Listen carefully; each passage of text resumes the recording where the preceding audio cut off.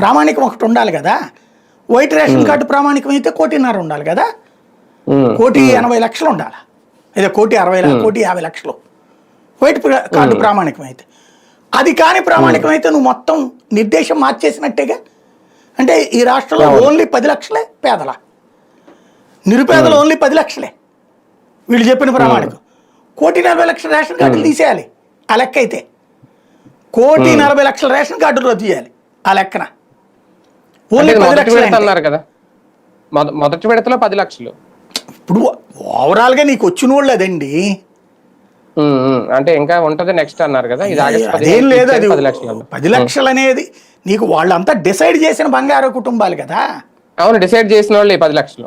మరి ఫిల్టర్ ఇంకా దిగువన ఉన్న వాళ్ళు మరి ఇంకేంటి, మిగతా వాళ్ళు ఏంటి, వాళ్ళందరూ బాగుపడిపోయారు. ఈ ఏడాదిలో ఎదిగిపోయారేంటి వాళ్ళందరూ అకస్మాత్తుగా. లెక్కనైతే వాళ్ళందరూ సంక్షేమ పథకాలు ఎత్తేస్తారా? ఇక్కడ 1,40,00,000 మందికి చిరాకేస్తుంది 10 లక్షల గురించి. మన పక్కింటోడికి డబ్బులు వచ్చి మనకి రాకపోతే ఎంత మంట ఎక్కుతుందండి సహజంగా. ఈడు అందులో తెలుగుదేశం అభిమాని అయి ఉంటాడు ఈ బంగారు కుటుంబం. వీడికి ఎవడో పోషిస్తాడా, మంట ఎక్కదా జనాలకి? అదే రాకపోయినా మంట ఎక్కుతుంది, నీకు ఇచ్చాము ఎంత ఇచ్చామని చెప్పినా మంట ఎక్కుతుంది. రాకపోతే వచ్చిన అది ఎప్పుడైనా సరే, అదే దీన్ని ఏమంటారంటే ముళ్ళ కంప మీద